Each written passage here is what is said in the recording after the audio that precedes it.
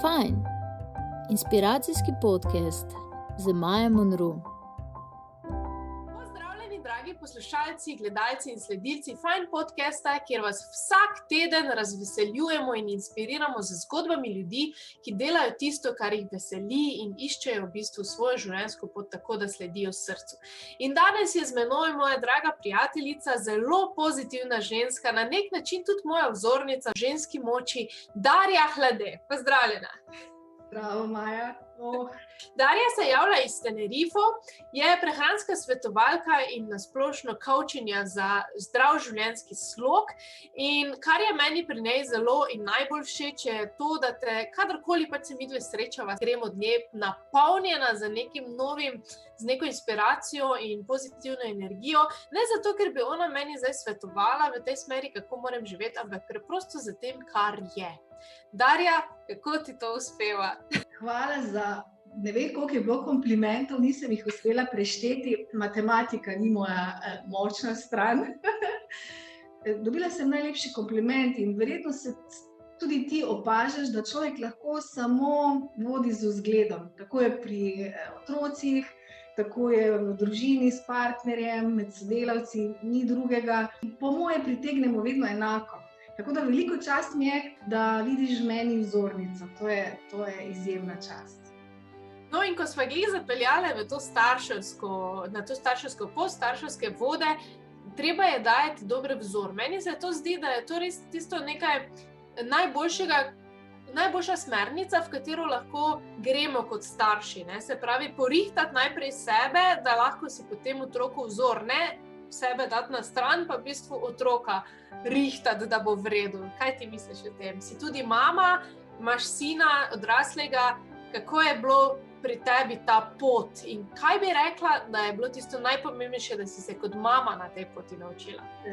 Tako bi v grobem rekla, da me je materinstvo naredilo odraslo žensko, šele materinstvo.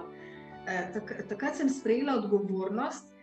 Ugotovila sem, da je najboljše in edino sporočilo, ki ga želim dati sinu, da vidi mamo srečno. Moja naloga je bila izjemno težka, ker je bilo otroštvo travmatizirano in sem ga potem prenesla v moj zakon, seveda. Pravzaprav sem bila še otrok, ko sem dobila otroka. In seveda se je končalo z bankrotom, z ločitvijo in potem se je začelo moje iskanje.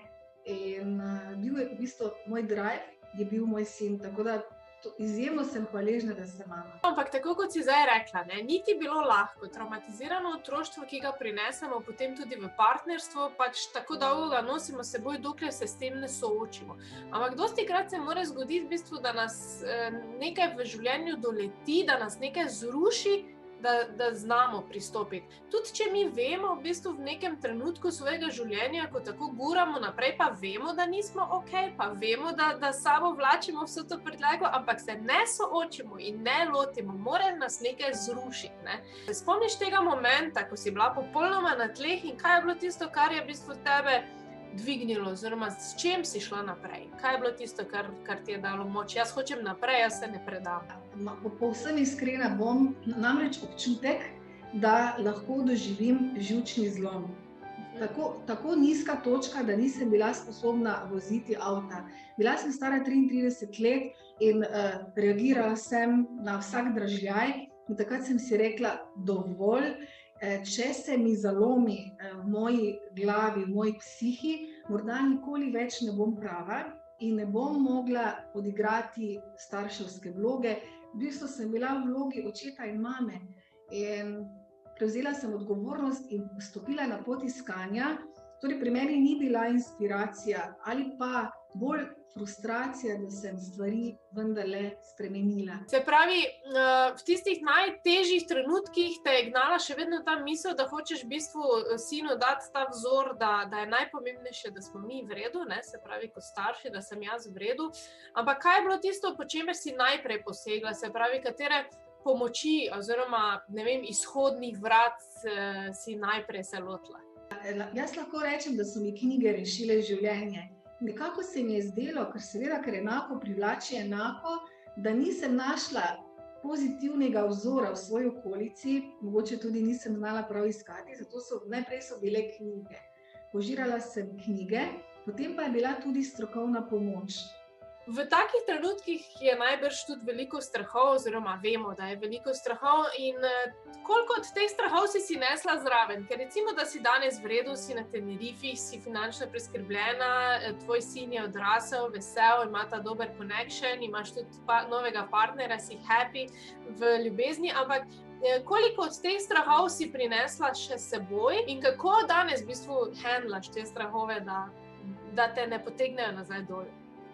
Krasno vprašanje, Maja. Delam na strahovih, ne boš verjela. Ravno kar aktivno delam. Marko je, moj mož Marko, je trener triatlona. Skupaj sva zdaj 5 let, sva poročena in zdaj šele sem mu dopustila, da me uči skoka v vodo. Torej, eden največjih strahov, hkrati pa izjemna želja, da bi jaz plavala pod vodo, da bi skakala kot drugi in zdaj delava na tem strahu. To je zame kot smrt, enako smrti, imeti glavo pod vodo. Potem novi jezik, španščina mi je res španska vas. Torej, delam na teh stvareh, delam na strahovih in zdaj imam končno partnerja, ogledalo, s katerim se lahko pogovarjam o svojih najglobjih strahovih na varen način, v globino. To pomeni tudi kot partnerja, ko se spreva, sva se sposobna nekaj dni pogovarjati na varen način, brez obsojanja in to je bila moja največja želja v življenju, med drugim, da živim bližino z moškim. In lahko rečem, da zdaj jo res živim. Ampak to je res pomembno, ne? Ne zavedamo se, koliko je odnos v resnici ta pristan, ne? Koliko je odnos ta skala, na katero se opremo, če je dober, ne? Imela si pač te neke slabe izkušnje, zdaj živiš v bistvu v tem, kar si želela, ampak koliko je bilo od tebe odvisno, da je danes tudi ta odnos tukaj v tvojem življenju in koliko si ti mogla vložiti to, da je tvoj odnos z moškim danes na tem nivoju, kot je. Seveda vemo, da je pač tudi moramo srečati takega moškega, ki je sposoben pač z nami graditi na istih frekvencah in na istih nivojih, ampak koliko je bilo pa tvojega vložka recimo v to, da je odnos danes dober? Če bi grobo rekla, da sem vložila v to 47 let življenja. Vse, kar sem postala, vse, kar sem odluščila, so bolečino otroštva, potem neuspelega zakona, bankrota.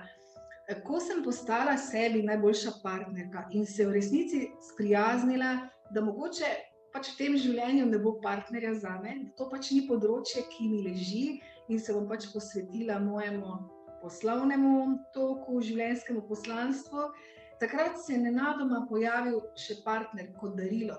Torej, se mi zdi, da je zelo pomembno, ko mi delamo za to svoje življenjsko poslanstvo, za svoje cilje v to smer, se nam utegnejo uresničiti še vsi tisti drobni cilji spotoma. Če najdemo delo, ki nas veseli, ne, tako kot si rekla, potem sebe na nek način najlažje se mi zdi skozi delo. Sebe postavimo v nek balans, v nek notranji mir, ne, ker se mi zdi, da smo ljudje pač v tej smeri, da iščemo neko samouresničitev, da smo koristni, da nečemu pripadamo in potem avtomatsko tudi privlačimo takšne ljudi okoli nas. Ne. Si se dotaknila ene najpomembnejših vrednot, to je delo.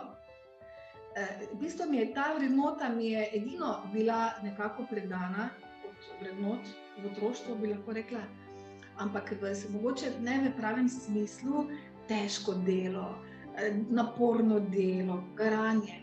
Jaz sem ugotovila, da je lahko delo način življenja in to zdaj živim in potem to ni več delo.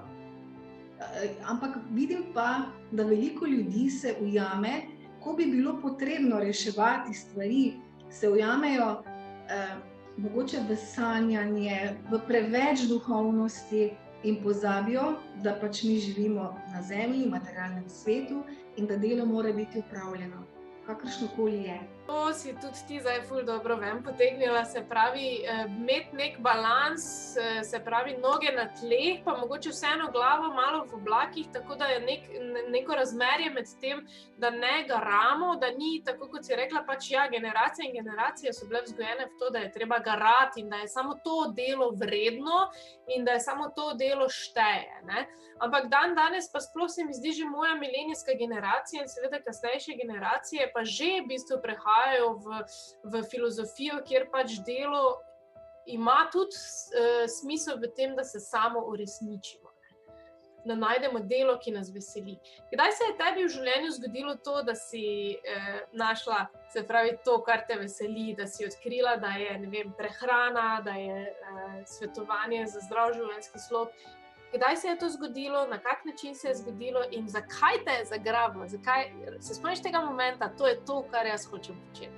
Tega sploh nisem iskala. Jaz sem iskala 500 evrov za zraven, za naju sinom, ker je bila ta bolečina, da midva greva vsako leto en teden na dopust, na kredit. Ta bolečina je postala prevelika. Jaz sem ugotovila, da nekateri ljudje grejo z dopusta na dopust.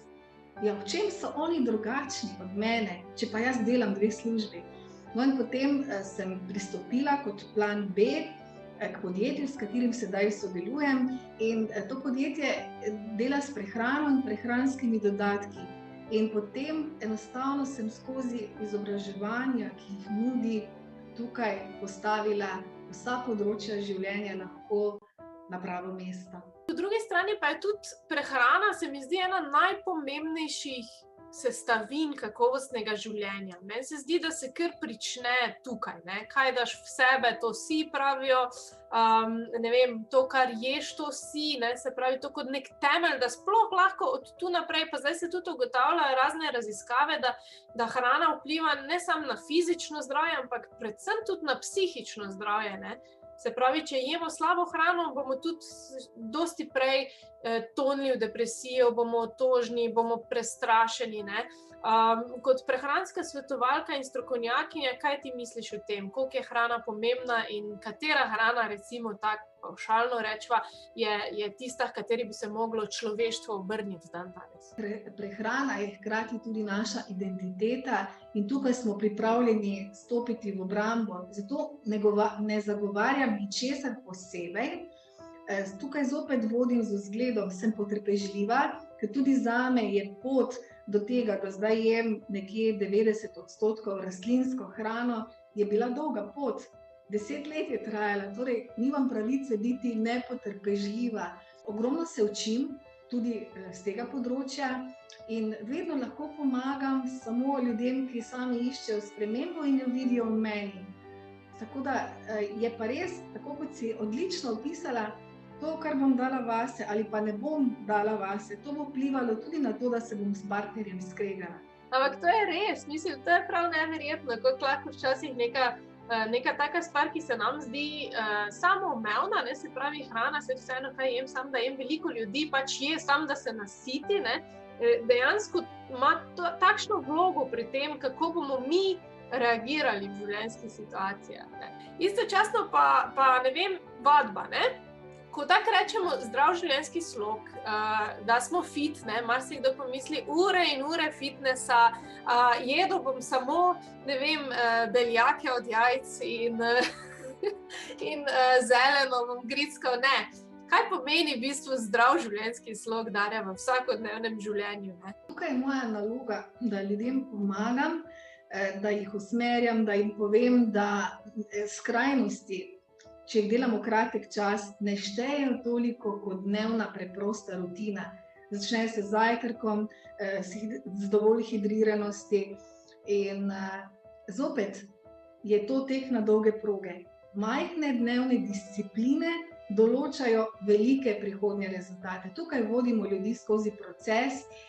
Pravzaprav jaz bolj kot s prehrano in prehranskimi dodatki in vadbo delam z navadami ljudi. Tukaj je navada in železna srajca.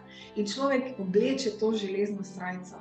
Zelo težko jo odvrže, zato ker je babica tudi tako delala, ker mama je tudi tako kuhala, mora biti tisto olje zraven, ker je potem hrana bolj okusna. In danes vemo, da je velik izziv, živimo v obilju, ampak toliko podhranjenih ljudi za pravo hrano, za gibanje, čeprav je na videz ne vem koliko vat, še nikoli ni bilo na našem planetu in tudi toliko izzivov s počutjem in zdravjem. Ampak malo je pa tudi povezano, se mi zdi, s časom, ne? Oziroma, verjetno je to spet železna srajca, ne? Ampak se mi zdi, da imamo skozi občutek, da nimamo časa, ne? Sicer, recimo, ti si meni svetovala pač 7-minutno vadbo zjutraj, ne? Najprej 3 deci vode, potem 7-minutna vadba in potem zajtrk, kar v bistvu ni nič in valjda mi gre skozi, ne? Ampak se mi zdi, da je skozi to prepričanje, da nimamo časa. Tudi čas je navada, da nimamo časa, to je navada. Vsi ljudje na tem planetu imamo 24 ur. Tisti izjemno bogati in tisti, ki so recimo brezdomci. Kaj mi naredimo v teh 24 urah? To je pomembno in tako kot pri vsaki stvari, načrtovanje in tudi pač to jaz pravzaprav pomagam narediti ljudem, ker je izjemno enostavno, ni pa lahko, ker je treba se navaditi novih rutin. Tako da zopet odvisno, kaj si kdo v življenju želi in na kateri stopnji zavedanja je. Pa kar je tudi najpomembnejše, se mi zdi, da vsak mora na koncu narediti te korake sam, ne glede na to, koliko je coachov, koliko je nekih svetovalcev, pa to ti v bistvu človeku ne moreš pomagati, če on nima tega zavedanja v sebi, da bo od tebe dobil samo napotke, usmeritve, individualne sicer, pač vrednost osebnega coacha, trenerja je v tem, da on pregleda tvoje individualno življenje, ne samo tvojo, ne vem, težo ali pa način prehranjevanja, ampak tudi tvoj čas. Koliko imaš ti časa čez dan in kam zdaj noter, ne? To je pač ta veliki benefit, naprimer, če imaš svetovalca. Ampak še vedno je pomembno, se mi zdi, da pač človek ve, da bo mogel on biti tisti, ki bo zjutraj se vstal in sprožil vse te naloge, ki jih potem s coachom dogovori. Ne? In tako je pri vsaki stvari, Maja, ne boš verjela, povprečen človek še vedno gleda, ali pa bomo rekli Američan, ker to radi rečemo, ne, čeprav vse vemo, smo vsi enaki, 7 ur televizije. Ljudje božji, kam gre čas, ko bi vi vedeli, in veliko krat ga pa ni za nas in za naše osnovne potrebe. In čez čas se žal to pozna in na zdravju, in na financah, in na odnosih. To si zdaj zelo dobro v bistvu izpostavlja kot nekakšno opozorilo, ki se ga ne zavedamo, se pravi naša nezavedna odsotnost iz življenja, ki se odvija pred našimi očmi, ne? Zdaj, bodi si v televiziji, bodi si na socialnih omrežjih, v telefonih, ne? Ta odsotnost. Po drugi strani se mi pa zdi, da v to odsotnost malo bežimo tudi, ker smo preobremenjeni. Cel dan smo preobremenjeni, ker si ful preveč naložimo, ni nujno vedno, da nam šef preveč naloži. Včasih je dovolj, da si mi psihično prenaložimo te kriterije, koliko moramo biti dobri, koliko moramo biti hitri, kakšne norme moramo izpolniti. Ne? Sami sebi v bistvu naložimo, kako dobra mama moramo biti, kako dobri ljudje, prijatelji, žene, možje. In od te preobremenjenosti se mi zdi, ker potegnete pol v to v bistvu škatlo nič, kot jaz pravim pri moških, ne? Ali pa pri ženskah, zdaj že tudi pač v ta nek možgani na off, ne? Ki nam pa pol vzame ogromno časa. Še zadnje vprašanje je v bistvu, kaj so tvoji plani za prihodnost, oziroma kaj si želiš v prihodnosti, pa še malo mogoče tudi v kakšnem svetu si v bistvu želiš živeti? Vedno naredim plan za 1 leto, 5 let, 10 let.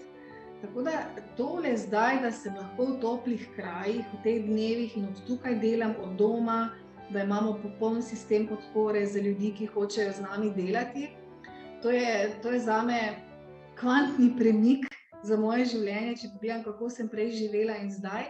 Tako da približno podobno, svobodno življenje. Hkrati pa zdaj, glede na to, da sem še tukaj in da se počutim izjemno mlada, želim, ker seveda sem tudi mentorica, pomagati na poti še komu. To je pravzaprav moje sporočilo. 1.12. sem začela pisati knjigo. Ti si tukaj, moja vzornica, moj velik navdih in rada bi jo končala v 1 letu. Vem, da je to smeli projekt. Mislim, da je to moje poslanstvo, da napišem še knjigo. Darja, hvala ti in dragi poslušalci, gledalci Fine podcasta. Danes vas pošiljamo v dan z smernico. Najprej vzamite v roki kakšno knjigo, če čutite, da morate nekaj spremeniti, potem pa ne odlašajte s tem, da poiščete svojega coacha oziroma svojega svetovalca, ne nazadnje je lahko tudi to prijatelj, oziroma poiščite nekoga, za katerega čutite, da vas lahko inspirira k spremembam, za katere čutite, da se morajo zgoditi. Ker dolgo čutimo v sebi, da se mora nekaj spremeniti, potem dolgo odlašamo in potem se zgodi ali naredimo korak ven iz tega, ali pa v bistvu umremo za tem, da smo celo življenje hoteli nekaj spremeniti, ampak nismo. Ne. Tako da lep dan še naprej, Darja, hvala ti, da si bila del mojega podcasta danes. Čau! Če ste se imeli fajn in želite še več inspirativnih podcastov, se ne pozabite naročiti na naš YouTube kanal, lajkati našo Facebook stran in slediti Fajn zgodbi na Instagramu. Bodite fajn, vsak trenutek v dnevu.